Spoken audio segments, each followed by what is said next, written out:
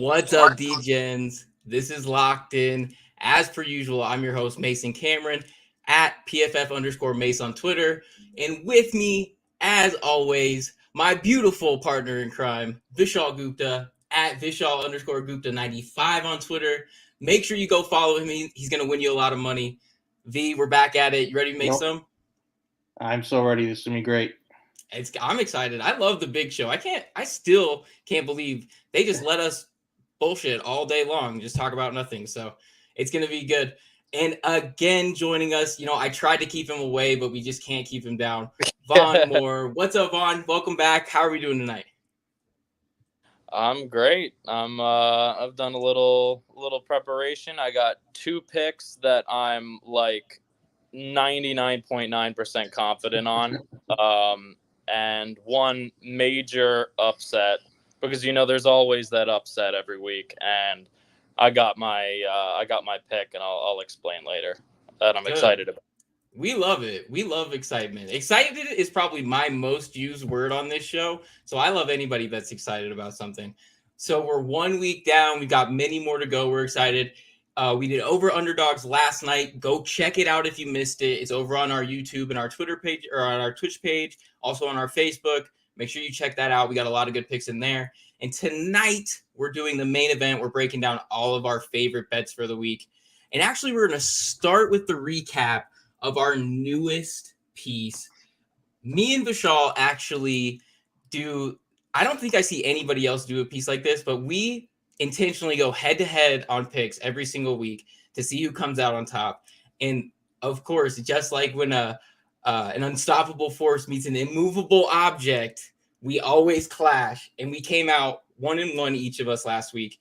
So we're going to talk a little bit about what we did that. If you guys want to be able to check that out, go to our Patreon, opt in for the sports betting tier. You get into our Discord, you get all of our picks, all that cool stuff, and you get to, yell at us a little bit too. So that's a really fun time. So, let's see. So like I said, we split last week, and I actually have a nice little graphic here for us. So we're at 50-50. We went down, and I actually won the Washington-Jacksonville line at Washington -3. And you took home, I don't even want to say it, but you took home the Denver-Seattle total at under 43. And I'm a big surprise, especially at halftime. Definitely did not think that one was going to hit. We don't have to talk about it, but I'm heartbroken, and I knew I was going to be jinxing my boys. I said it all week. So that's why I come back to my golden rule of betting, everybody, is don't bet your own team. It's been a rough week for me. I lost those bets. And now I'm sad because I have to listen to the talking heads over at the 3-letter networks talk about the Broncos and their timeouts or lack of using their timeouts. So just don't do it. It'll make your week easier.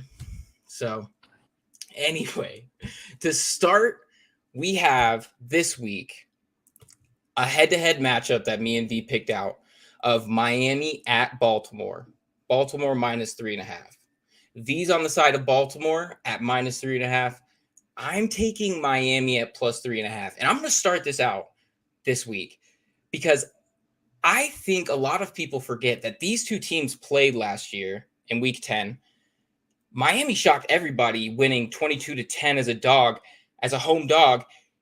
And it was because they got super crafty on defense. They ran cover 0 35 times. That's insane, especially in a modern NFL defense. And if you haven't checked that out, if you don't know what I'm talking about, there's a great video by Brett Coleman that breaks down everything, exactly how they locked up Lamar and how they confused him. You can go check that out. There's actually a link to it on our article. So if you have access to that, you can see it there. And that breaks everything down. And I know that the game was in Miami, but Lamar was healthy. And the Ravens were playing really well. But it's a complete different story now.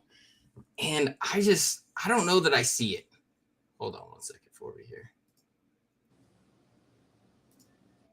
I like this.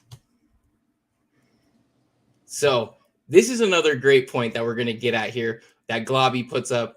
So I'm seeing a complete separation on these teams. So a lot of people think that Baltimore is way far and away better than Miami, which I think on paper it looks that way. But I'm not entirely convinced that that's the case. If you look back at these two teams' records since that game in Week 10, Miami 8-1, Baltimore 3-6.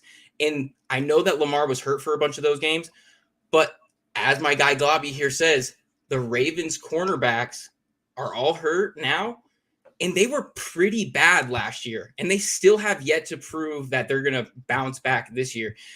Their highest graded player in the secondary last week was Chuck Clark, who had a sound 80 grade in coverage, which is exactly what you want to see. They didn't have a single guy grade over 64 in a PFF cover grade. That's really bad. That is a really bad look, like especially against a team like the Jets that just really aren't that good and didn't really do much to them. But that means that they were getting separation, and that scares me. So I think that the Dolphins got better on offense, and I know that we talked about it a little bit last week with Tua's arm strength, and I totally agree. It is a question, but in that game that they played last year in Week 10, he had an ADOT of over 12 yards, an average depth of target over 12 yards. So that's one of the biggest of the season from a lot of quarterbacks. So he can push it down the field when he gets that opportunity, but I think that counting on that is hard. So I think they're better, and that's going to go a long way this week. And I think if the defense can rattle Lamar, it's going to be an interesting test in what these two teams are made of, because a lot of people think they're really far apart, but I think this game is going to be a lot closer than they expect. And when I get 3 and the hook, I think there's a little bit of value there. But what do you see, V, when you see Baltimore on the other side of this? Yeah, this primarily just comes down to the quarterbacks for me. I just think Lamar is significantly better than Tua. Tua just still has not gotten to the point yet where I feel like I can trust him at all. Like if the Dolphins get down by 7-10 points, do you feel comfortable at all with Miami being able to score the ball if they have to rely 100% on Tua and his passing ability? I don't. On the other hand, I totally trust Lamar to come back. We've seen him do it multiple times last year. He's become that guy where I have full confidence in his passing ability. And we're not even going to talk about his rushing ability, which we know is fantastic. So for me, that mainly comes down to that. I understand there's a lot of injuries going on with Baltimore. Humphrey, I think, kind of just jumped onto the injury report today, but still looks like he could play. We'll see where he's at. They still have Marcus Peters, Marcus Williams. They're still a very, very good defense. And, Miami, as good as we want to talk about them in week 1, they only scored 13 points on offense. They had 1 offensive touchdown against the New England defense that we've talked about a lot in terms of losing a ton of talent on their defense. Why would I trust an offense that can only score 1 touchdown at home against a bad New England defense? Now they're going up against a better Baltimore defense on the road. I just don't know why I would trust them right now. And when it comes down to it, I'm looking at the quarterbacks, and Lamar is just much, much better of a player than Tua is right now. Yeah, and I agree. You make a great argument because when I first looked at this game, I thought, 3? That seems like kind of a low number. Mm-hmm. But then when I started looking into it more, I started feeling Miami just a little bit. And, actually part of what you said in our article this week actually even swayed me a little bit more towards Miami. And it was the fact that Lamar didn't play a lot in the preseason. So he is still knocking off some rust. Now we'll see exactly. I mean, they looked fine last week against essentially a non-opponent in the Jets, and a game that we all knew what was going to happen, and it did happen. Mm-hmm. But now we see a real opponent, and I'm interested to see how it comes out, because I was shocked to see that since week 10 of last year, that this Ravens team had only won 3 games, and they closed out last season by losing 6 in a row. So they have a lot of questions. If Lamar wants to get paid, these are the games he has to win, and this is the first test of the season. This is the first time we're going to see if it really pans out. So I'm interested to see how it goes. Vaughn, sure. Since we have you here, how are you falling on this game? I know you have some takes for this one too. What do you have locked up in this one? So I agree with you, Mason, in that I think it's going to be a close game. I have no idea who's going to win this. I would probably lean towards Baltimore just because of what V said, because Lamar is just so dangerous. And he's just so much better than Tua. I'm with V there on the Tua take. I don't really have any faith in him yet. That being said, I was going to take the under because of the Tua factor, but I changed my mind on this. I'm going to be going the over 44.5, even though I don't feel great about it. They could be without their top 3 starting corners.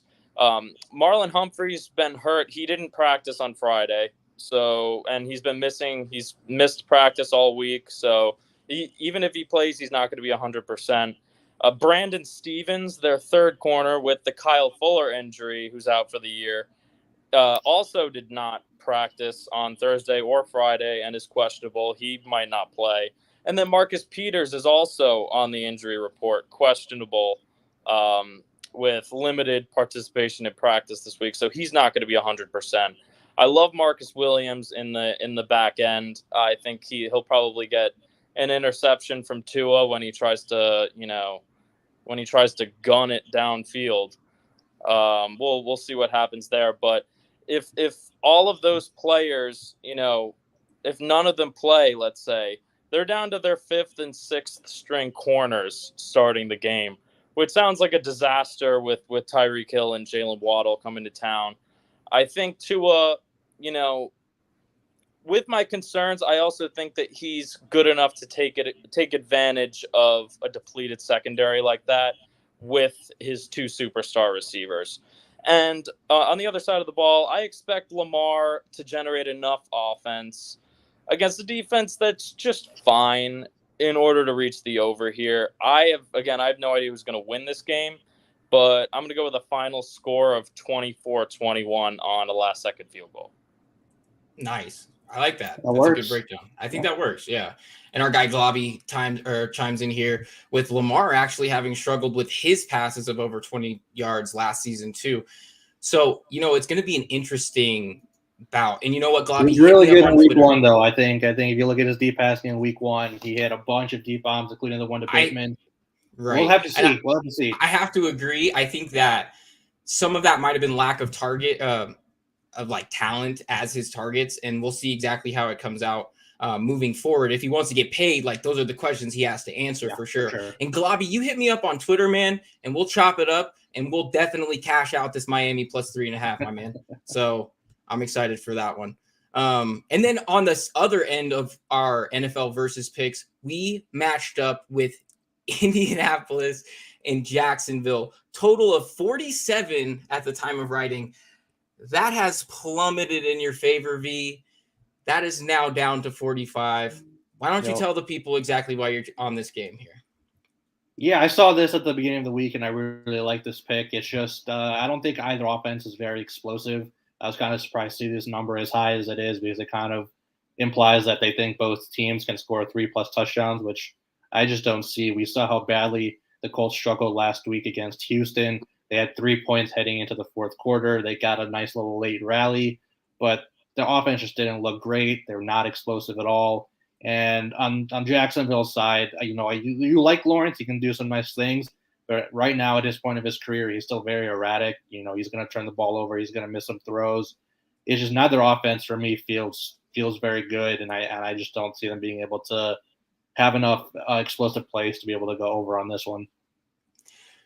And truth be told, when I took it at 47, I didn't love it at 47, but I saw the potential in both of these offenses scoring.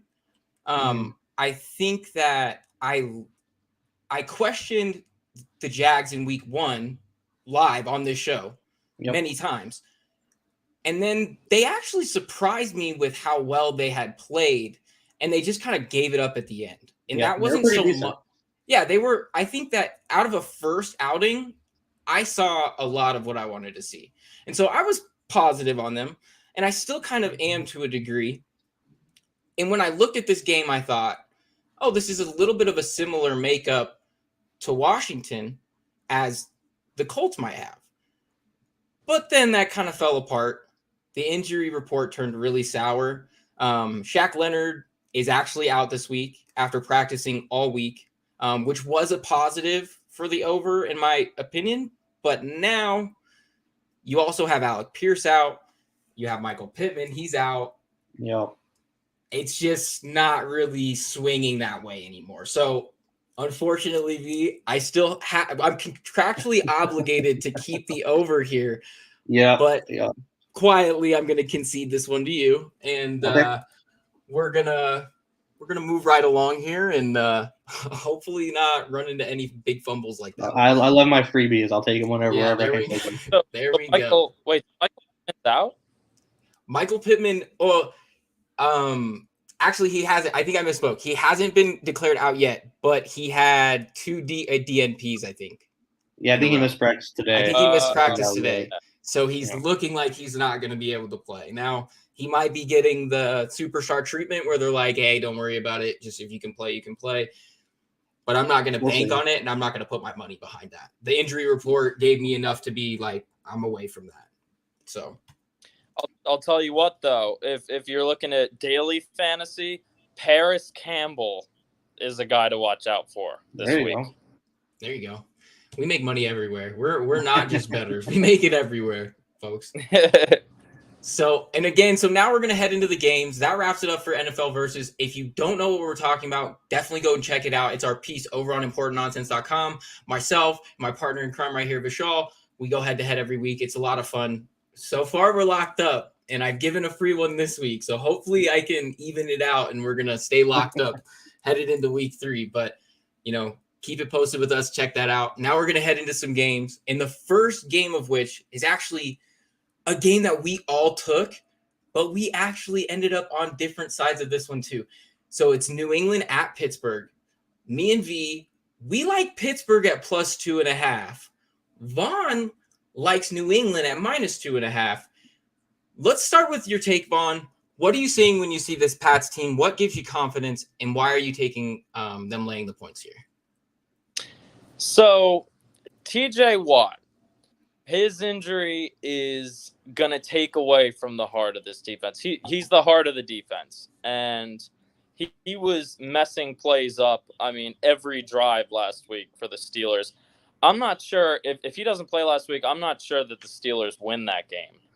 And, without him, still a decent defense, but I don't think it's a great one anymore. I know the Patriots only scored 7 points last week. They actually moved the ball into Dolphins territory 7 times. They just couldn't come away with points a lot of the time. And I think that's probably a little fluky, because they were able to move the ball inside the 20s and, you don't come away with points. There were some turnovers, I believe. But, I don't think this offense is as bad as people think. I'm a believer in Mac Jones. I've always said that I think he's Matt Ryan 2.0. And I think that the running game is going to turn it around in this game with Stevenson, especially. I think on defense, Belichick's going to have something up his sleeve schematically, and it's going to expose the Steelers' miserable offensive line. I say the Patriots take this one 20-17. Interesting. I have never heard the Matt Ryan 2.0 for Mac, but I don't necessarily disagree. I like Matt in a nutshell. I don't think I liked him when I thought that I had a little bit of confidence in their OC. A lot to me is not so much I still think the Steelers have enough on defense that they can be competitive. And then you add in the fact that Matt Patricia calls plays for this offense. I don't see it. So I think that's the biggest hang up to me, is that they're going to get really old school football type of way. And I don't think that they're good enough to play that type of way. I think they need to get a little gimmicky to win. And I don't think they have it in them to do that anymore. But yeah, I don't think they're a good team or anything. This isn't a good offense. Sure, fair. But, there are games like this where the two teams, I think these two teams are pretty even right now without TJ Watt on the Steelers defense and how bad the Steelers offensive line is. I think these teams are pretty even. I could see it going the Steelers' way, but I'm pretty confident. I think the Patriots are going to take this one and rebound from last week. Yeah, I mean, we'll see. V, go ahead and make our case here. I think that we're going to end up on the pretty close to the same line there, but you can go ahead and make our case for this one. I'm totally with you on the OC thing. The Matt Patricia thing has never made sense since that came out over the offseason. And I think, they're going to make a change there sooner rather than later because I just don't see this thing working out for New England's offense. I don't like Pittsburgh. I didn't like their outlook when we talked about them in the offseason, specifically their offense. And, they were extremely lucky to win that game last week. They got 5 takeaways, and they had to get a blocked extra point just to force the game into overtime. That's honestly embarrassing for Pittsburgh's offense. Nobody really wants to talk about it because Mitch's box score looks okay. He doesn't have any turnovers, and he did some things. He made a inaccurate pass to Deontay Johnson, but he came down with it because he's very good at football. That doesn't make Mitch good at football. So I agree that, both of these teams are bad. So if both of these teams are bad, why not take the points at home? I'm not understanding why Pittsburgh is getting points at home. Why is Mike Tomlin, of all people, getting points at home against a bad New England team? I'm not a big believer in year-over-year trends in football because the teams and rosters change so drastically that whatever happened 5 years ago should not have any impact on what's happening now. But one of the few trends that is very consistent is betting on Mike Tomlin when he's a dog. And when he's a home dog especially, you just got to pound that as quickly as you can. And, I wrote about it earlier in the week that I expected this line to move in Pittsburgh's favor, but it really hasn't. The sharp money has been continuously coming in on New England, and those guys are smarter than us, so they probably have something that they know that we don't. But I'm just not seeing it. I just don't see how Pittsburgh is a home dog in this game. They're not smarter than us, V. You're the sharpest. I would like to think so, but you're the sharpest out there, bro. Unlimited funds. Maybe it's just the people with the biggest bankroll. They're called. For anybody that doesn't know, my guy V is way too humble. He absolutely cleaned house in the Betting Pros Accuracy Challenge, and he's gonna do it again this year. Make sure you check up with that. You can get all of our picks in the Discord for that. You definitely want to check it out. This guy's an absolute killer. He's way too humble. But so, moving on to the next game, we have a game that V took alone here, so it's a good one. Washington at Detroit. V likes the over 48.5. Tell us a little bit about what you see when you see a lot of points in this game, V. I see 2 offenses that are very capable of moving the ball, and I see 2 defenses that are very bad in the secondary and are just not good at stopping the ball, especially the pass. Wentz had a surprisingly good game. He had a couple picks, but he's throwing the ball down the field, and if he's going up against the Detroit secondary that's just not good, that got torched by A.J. Brown last week, I think they're going to give up a lot of yards and points. And on the flip side, Washington had a good day in the front 7. They pressured Trevor Lawrence quite a bit, but they still gave up a ton of deep passes. Christian Kirk had 100-plus yards last week, and I don't think they're going to be able to get as much pressure against a good Detroit offensive line that's a little banged up right now. I think Frank Ragnow has already been ruled out for this week, but I think they still have a lot of talent with Penei Sewell on the left side. So I just think both offenses are going to be relatively clean, and they're going to have a lot of opportunities to pass the ball around in this one. Yeah. And the cardiac kids, the Lions, they just never go away. So they're great at the backdoor cover too. So, even if they're a little short heading into the fourth quarter, they can put up 2-3 touchdowns just like that because that's what they do. It's actually an interesting look. I want to go back and see, when is the last time that Detroit's been a favorite? It's like 2020, and then they've been saying it all week. It's been 24 games since they've been a favorite. Right. It's been almost 2 years, I think. Goodness gracious. That's insane. Shout out to them. Shout out to our guy, Jack Kavanaugh. If you don't already watch it, Jack does a great podcast on the Lions called the Believe Lions podcast. Go check it out. Go follow him on Twitter at Javanaugh87. One of the best follows out there. Love you, buddy. We'll see you next time. We're going to get Jack on the show one of these days because I'm going to just plug his podcast all the time. And eventually he's going to be like, hey, let's do the show. Come talk to this former professional athlete with me for an hour. Yeah, exactly. Jack is absolutely killing it. So go check his stuff out for sure. On to the next one is actually another solo game. Vaughn is on this one here. We have the Jets at the Browns. Vaughn likes the Jets plus 6.5. What are you seeing when you see this game, Vaughn? You know what? I don't necessarily disagree. It's hard to see why Cleveland would be a touchdown almost favorite even at home. But what do you see when you see this one? Okay. Like I said, when we were talking before the pod, each week in the NFL, there's always one upset that makes almost no sense on paper. However, they do when you focus on the fine print, as I like to call it. Last week, my favorite pick was Seahawks money line over the Broncos because of Pete Carroll's familiarity with Russ and the motivational factor and the 12th man surrounding that situation. The show's over, Vaughn. It's been nice having you. It's been nice. I knew going into, they know that the Seahawks knew they weren't that good. This was their Super Bowl. They won it, and now they're going to lose 16 straight games probably. But moving on to this week, I have the Jets going into Cleveland and beating the Browns 16-13 as 6.5-point underdogs. So here's why. The Jets defense last week was actually better than people realize and completely overlooked, especially against the run. So Lamar Jackson, who's the greatest runner in the history of quarterbacks in the NFL, 6 carries for 17 yards while they were dominating the Jets, and they still couldn't do anything on the ground when they were trying to run out the clock. Kenyon Drake, 11 carries, 31 yards. They rushed for, I believe it was under 70 yards as a team. So, and that's really unusual for a Ravens team that's one of the best in the game at running the football. Unfortunately going on to the Browns, the run game is their bread and butter with Chubb and Hunt. I see the Jets being able to at least contain them enough to force them to pass. And more unfortunate news for the Browns, they have an awful passing attack.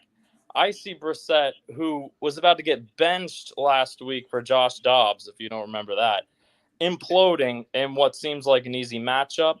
They have a Thursday night game against the Steelers upcoming. I think they're going to be looking past this game and just checking this off as a W and focusing more on the Steelers because they only have 4 days to prepare for that game. So they're going to be looking ahead to that. And look, I know the Jets have a terrible offense, but I think Brissett throws 3 picks in this game, giving the Jets some short fields to work with. They get a couple big plays from a couple of their young stars, Elijah Moore, Garrett Wilson, Michael Carter. One of them comes up with a couple big plays. Sauce Gardner gets the first pick of his career, and the Jets go into Cleveland and beat the Browns 16-13. And the Browns seriously look for a replacement for Brissett on Monday. Jimmy G, call him up. Hey. Right. Jimmy GQ. He would look good in Cleveland, Brown. Why not? I mean, he looks good in everything, so I get it. All right. I like it, though. Calling your shot right now. That was good. Planting the flag in the Jets here. We've got on to our next game. We have Tampa Bay at New Orleans. Vaughn likes plus 2.5 and potentially the money line here for New Orleans. V is in on under 44.5. V, what are you seeing when you see this game? I am seeing 2 teams that might be the most banged up teams in the league right now, especially Tampa Bay. I mean, their entire offense is practically out besides Brady. Godwin's going to be out. Evans, Julio Jones, Russell Gage are all questionable. Donovan Smith is doubtful. This is an offense that's going to be tough to watch this week. And they're going up against the Saints defense that has had their number in the regular season the last 2 years. But looking on the Saints side of things, Kamara has been banged up this week. He's looking questionable to doubtful to play in this game. And we saw that the Saints were having trouble with the Falcons defense early in that game last week. Winston was getting pressured by a poor Atlanta front seven, and now he's going up against one of the best defenses in the league in Tampa Bay. Shaq Barrett, Akeem Hicks, all those guys, they're going to have their way with them. And their secondary was fantastic against Dallas last week. They should have no trouble containing the Saints offense. I'm just not seeing where points are coming from. I'm not sure why this number is still so high. Too many injuries and too much history of these teams not putting up points when they play each other. Yeah, that totally makes a lot of sense. I co-sign every single word, and it makes a lot of sense why Vaughn is on the +2.5 here. Because when you think about a home dog and the under being a big play here, having the points there makes a lot of sense. So, what are you seeing when you see this game, Vaughn? And explain to us why you're targeting the money line too. Well, I'm targeting the money line because for me, my strategy is if the spread's under a field goal, they're under a field goal underdog, you might as well just take the money line because there's more value there. So that's what I'm going to do, and I love the under too, like this is the week Tom Brady realizes, you know what? Maybe Giselle was right. Maybe he should have stayed on the couch and spent time with his family because he is going to be pummeled in this game. The Bucs have way too many injuries right now on offense to be functional, like V said, and it seems like everybody's hurt. And the Saints D is Brady's kryptonite to begin with. So now with all these injuries, they're not going to generate much on offense. If they do, then it's going to be Fournette running the ball, but they're going to know to limit him because they don't have any threats on the outside for Brady. So, and also I like Jameis and Michael Thomas to have solid performances in this game, and for the Saints to win ugly. I also like the under, like V. I see this being like a, I don't know, 20-17, 20-16 type of game. Nice. Yeah. Sure. And it's pretty funny. I wonder if there's some crooked book out there that's already got a line of does Tom Brady finish the season? Because I get on that with how this team looks. Sunday, yeah, he's gonna get beat up quite a bit. It's gonna be an interesting. That'll be quite the story. Yeah. Whew. I'm ready. I'm ready for that one. So on to the next game. We have the Carolina Panthers at the New York Giants, and we actually all have a little bit of action in this game. V and Vaughn are in on the over 43.5, and I'm a little on the other end here because I like the Giants -1.5, and I like maybe a little sprinkle on the under. But why don't you go ahead and you guys can start it off here. What are you seeing when you see this game, B?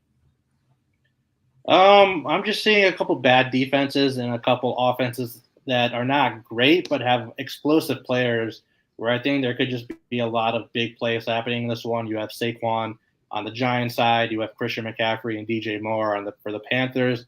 I just think there could be some big play potential in this game. It could just be a complete shootout. It could be like a 28-27 type game going either way. A lot of points, but not a lot of defense. These teams aren't good when they play against elite teams, but when they play bad teams like each other, that's when you can start seeing the points come out. So that's where I'm looking at for this one. Hey, it's understandable. What do you see? Are you co-signing that, Vaughn? What do you see when you see this game? Vaughn, do we have you? I think I'm having a little bit of a connection issue. Oh, okay. Well, I was just asking, what do you see when you see this game? So when I see this game, I completely agree with V's take. I don't think he could have said it better, honestly. There's two explosive running backs in this game who could do everything pretty much now that Saquon's back and Christian McCaffrey hopefully is back because I took him with the number 1 overall pick in my fantasy draft. But I trust the element of this game that I like the most for the over is Christian McCaffrey and Saquon Barkley out of the backfield as receivers. They both have very bad linebacking cores that can't cover anybody. So throw a lot of screens and a lot of dump offs to the running backs and let them go.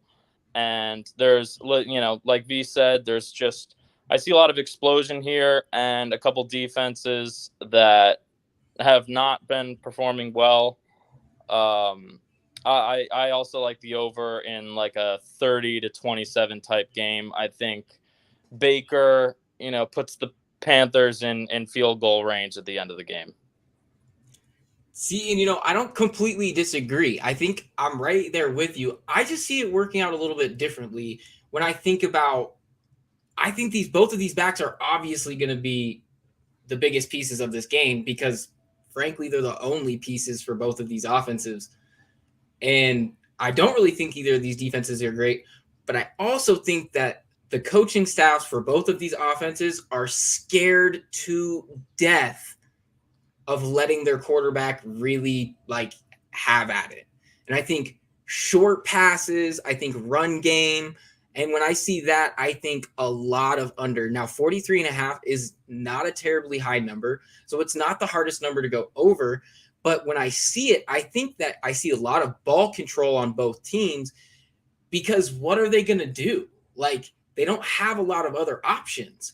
So I think that I lean towards the under, and that's why I said I sprinkle a little on the under there.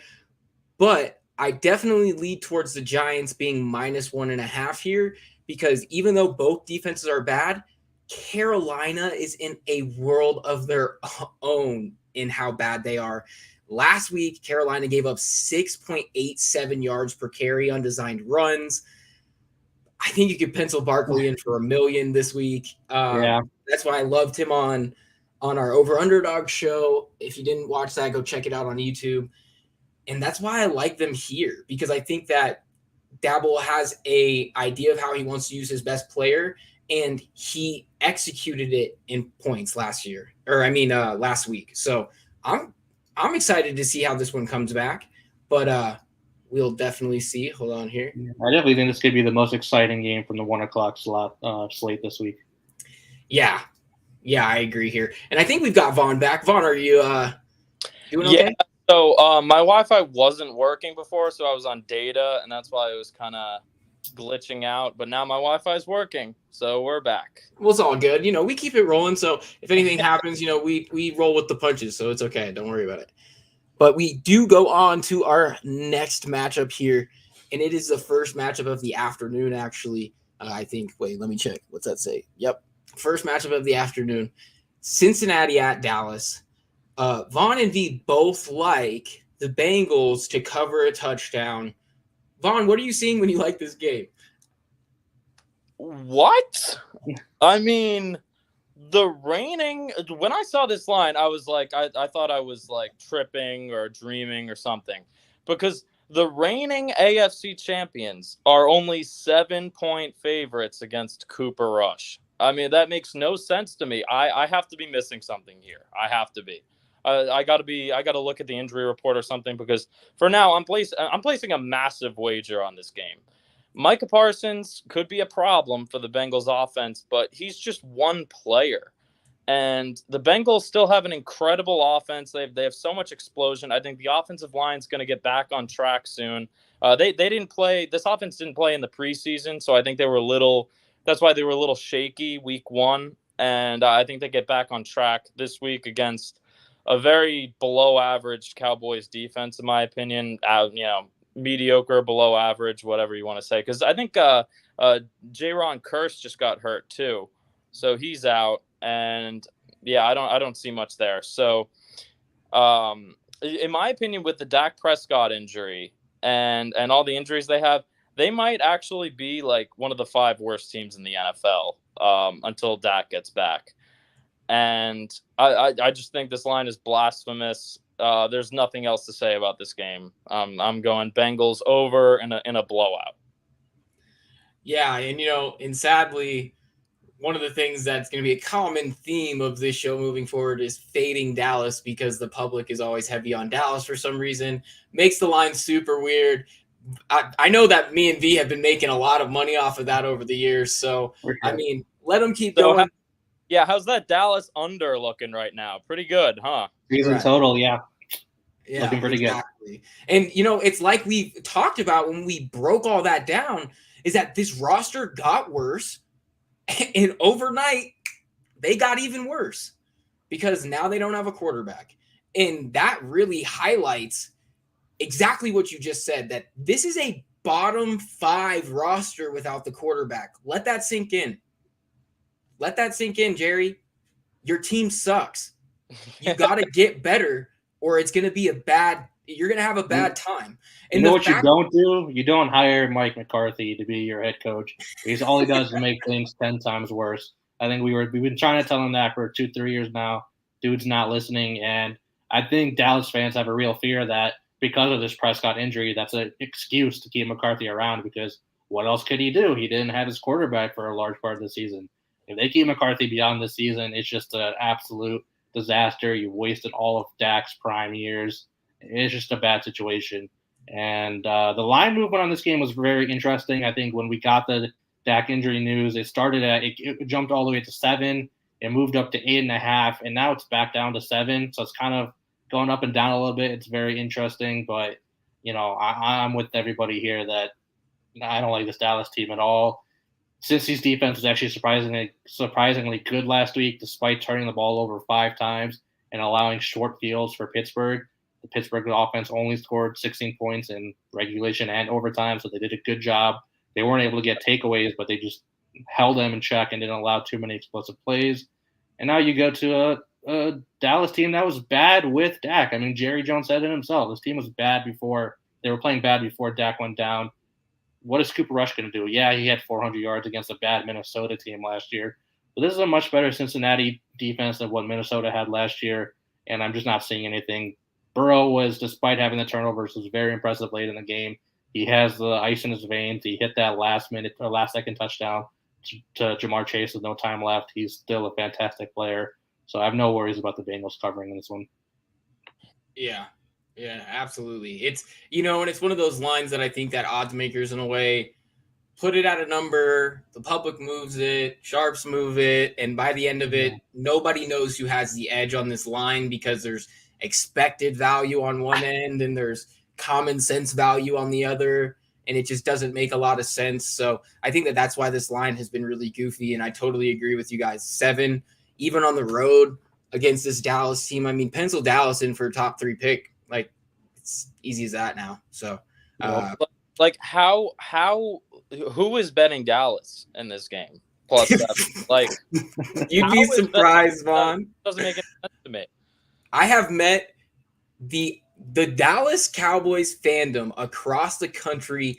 It does run deep for whatever reason. It doesn't make sense. Those people don't carry logic. It's best not to think too hard about it and just understand it as a given in the world, because we've been questioning that for absolutely way too long. And I'm sorry to any Cowboys fans that are watching this, but I mean every word that I said. You guys don't make a damn lick of sense, and I'm not betting on your team, and I'm going to fade them every week. So, yep, pretty much. Have a good season. It's going to be a long one. So, on to our next game here, though. Let's see what we have. A game that Vaughn took solo on here, but it's definitely going to be a super interesting matchup.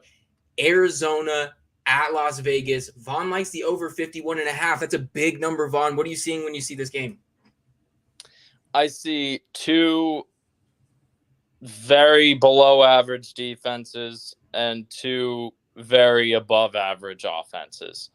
Well, I wouldn't say the Cardinals are great on offense right now, but I think they have Kyler Murray, and Kyler Murray's good enough to put up 21, 24 points on this defense at least. Even without DeAndre Hopkins or Rondale Moore this week.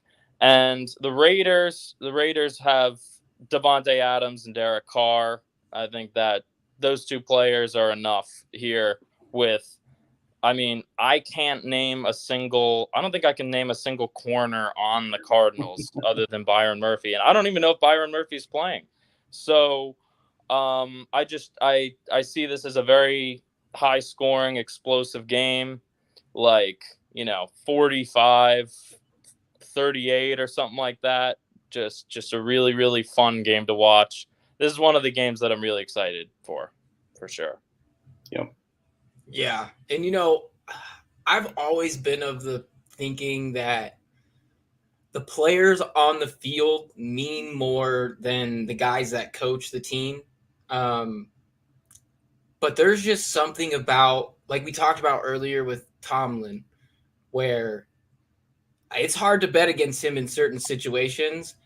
And even with like 5.5 points like Arizona has right here, and some things tell you like, oh, Arizona's supposed to be good on offense.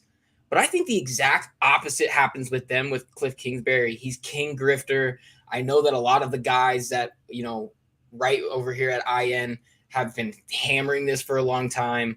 He's not a real NFL coach. He doesn't belong there. And I think we talked about it last week when we highlighted that, hey, what are the odds of him being the first coach fired this year?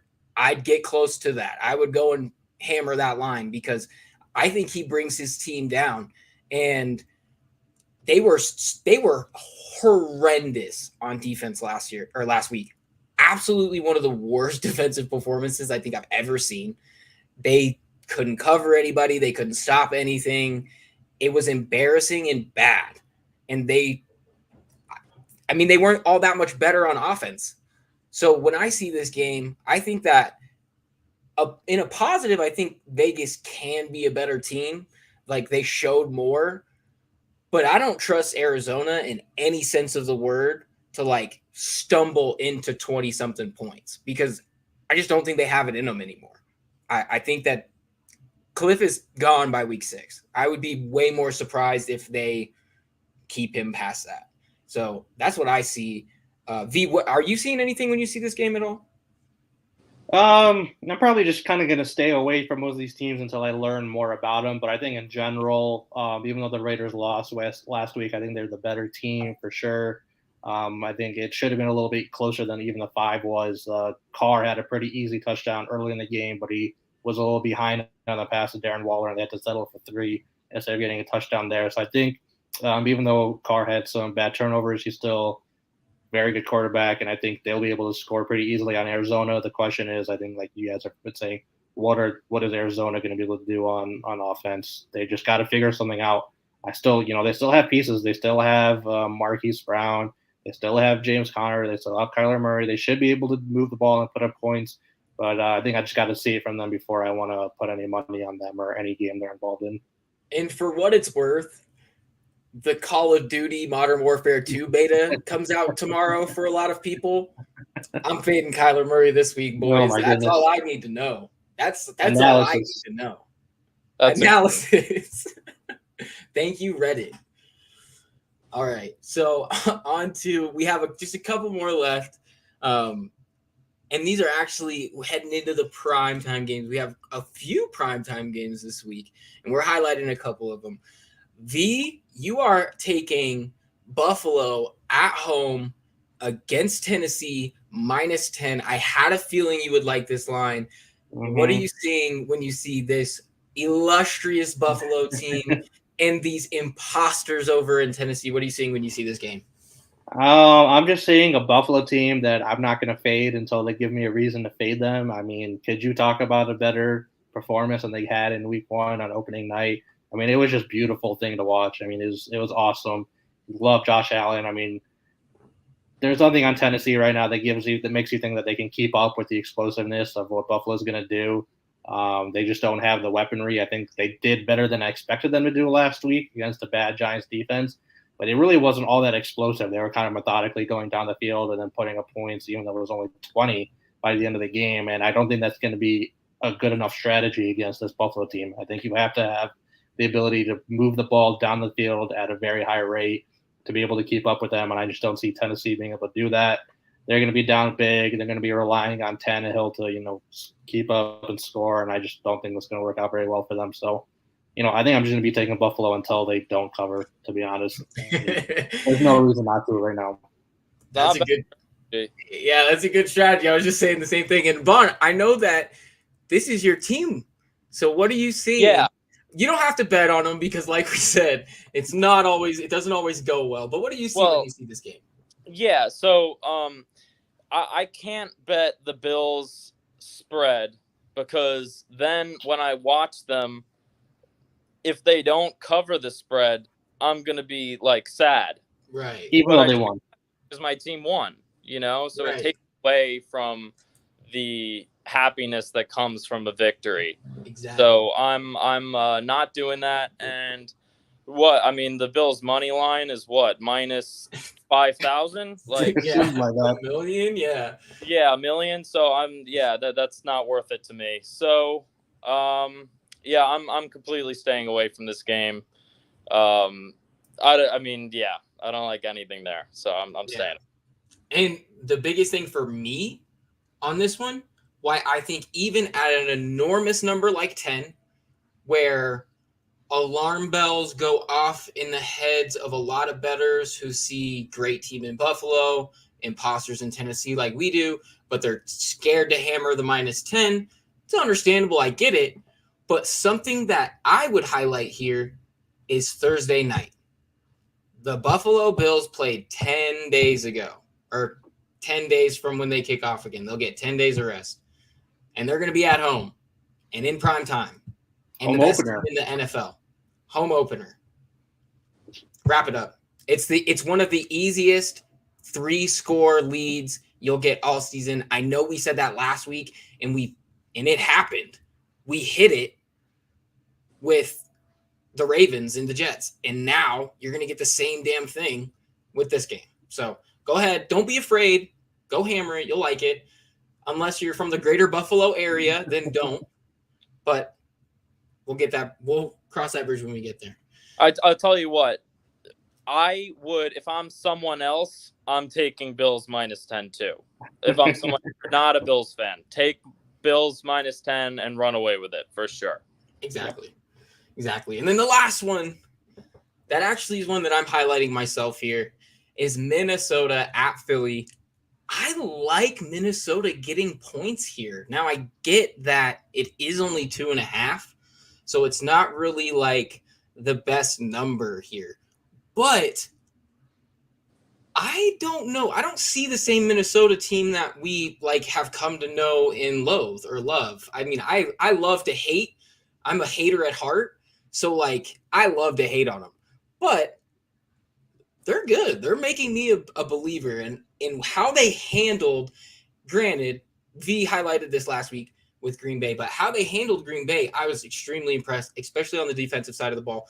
Because we can say whatever we want about their trends on the road, away from the dome, or how Kirk is in prime time. I get it. I understand. But I think that this is the most talent that Kirk has around him right now. I think their defense is better, and they absolutely harassed Rodgers. Now, granted, Rodgers had some O-line injuries, but they had 18 total pressures, 4 sacks. They were the 4th highest graded defense in week 1 per PFF. I'm interested to see how far this team can go. I think they're poised. I think they smell blood in the water, and I think they're going after the NFC North right now. And they're going to do it. Right now, I know it seems like an overreaction, but we were kind of talking about this leading into the season, that this is their opportunity to pounce on the Packers. And I think they answered their first question last week. And I'm interested to see what they do this week. Now, I know Philly is a better offensive line, but I think this defense is confident after how they just harassed Rodgers that they're going to have a little bit of swag to them, and they're going to give Philly some trouble. It's going to be a pretty close game, but I wouldn't be surprised if, Minnesota pulls this out off some random blown coverage that, Randy Moss 2.0, Justin Jefferson breaks into the, 60-yard reception for a touchdown late in the game. I have a hard time fading that. So I think I'm going to go with the points here. Do you guys see anything when you see these two teams? Am I on my own here? Or I see Vaughn shaking his head. What do you think when you see this one, Vaughn? Okay, so I'm not touching this game because I love both of these teams, and I don't know if they're going to win. I think this is going to be a great game. I don't know if you remember when we did the over-unders before the season. I said the Vikings were my team this year, and I'm even more on board with that now. I think that they're going to be a 12-13 win team and take this division this year. I really do, with Kevin O'Connell giving them that extra juice. They got Zadarius Smith, who was a baller last week. I'm really, really high on the Vikings this year. And I'm super high on the Eagles, too. I have a friend who works for the Eagles, so he tells me a lot of what's going on in practice and stuff. And he said that they're I mean, the offense and defense go at it every single day. The offense wins one day, defense wins the next day, and they're just stacked across the board. I mean, I can't name a weakness off the top of my head of this team. So both of these teams, two of the top teams in the NFC, and I think one of these teams could end up in the Super Bowl. Whoa. Hey, that would be I wonder I don't have the number in front of me here. We could probably look it up over on bettingpros.com, make sure everybody looks that up. But I bet you that those are some good odds even now on those two teams. And I definitely agree when I see Philly too. I didn't highlight Philly as much, and I get it. I'm sure all of the greater Philly area is never going to watch the show again because I ignored them in my analysis. But it's really just because I don't want to down Jalen Hurts yet. I still like Jalen Hurts. I think that he can be good. He's got a lot to prove. I'm not quite sure if he's proven it. In week 1, we talked about it coming in. But, man, is he good. They're going to have some tests. This is going to be one of them. They passed their test last week. We'll see how they come out this week. V, how are you seeing when you see this game? Do you see anything on that one? I agree with Vaughn in the sense that I like both teams, and I think this is kind of a straight coin flip. So I'm just going to kind of stay away at the 1.5. Even the odds are kind of making this pretty much a pick 'em. So I'm just not comfortable enough going either way. The only thing I will say in terms of Minnesota is, as much as we want to talk about them, they scored 23 points last week. It's not like they had the greatest offensive performance in the world. It was okay, but, I mean, only 2 touchdowns, even though they were kind of dominating the entire game, whereas we saw Philly moving the ball at ease up and down, granted against a much worse Detroit defense. But, I think we still have some things to learn from both sides before we can kind of fully declare how we feel about either of them. So I'm going to be very interested in seeing how this one plays out. Yeah, definitely. This is going to be a much better Monday game than last week. Let's hope so. But, yeah, what impressed me so much about the Vikings is, they put up 23 points, and their offense looked better on the highlight reel than it actually was. Because of those Justin Jefferson plays.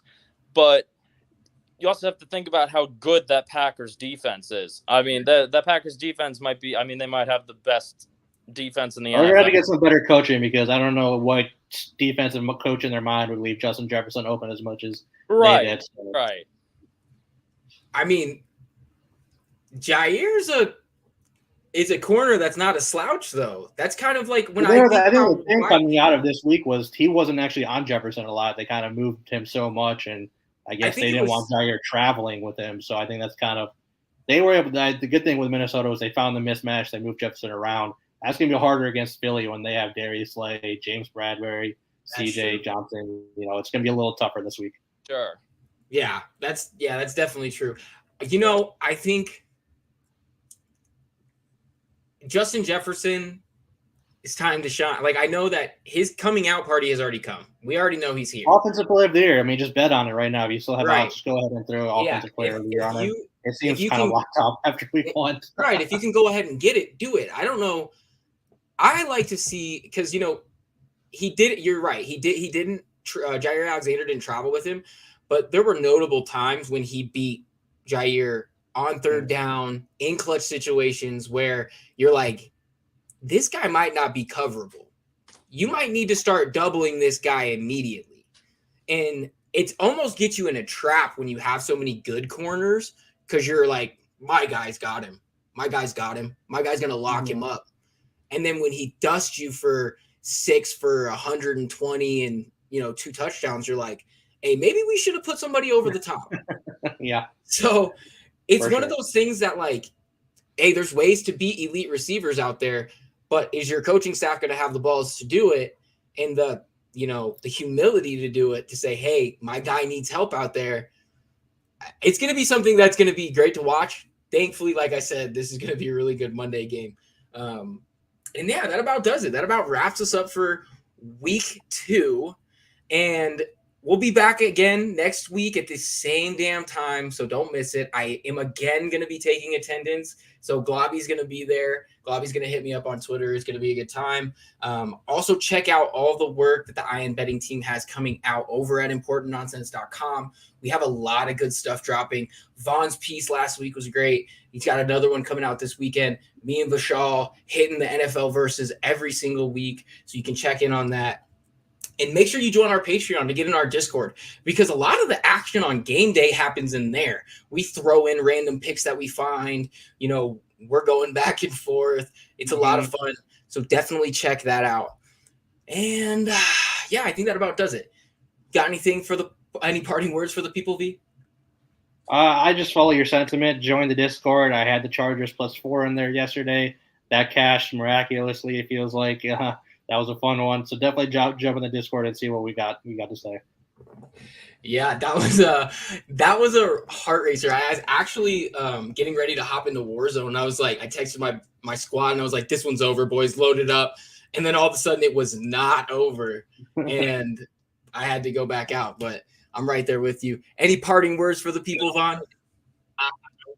Gang green this weekend. That's all I'll say.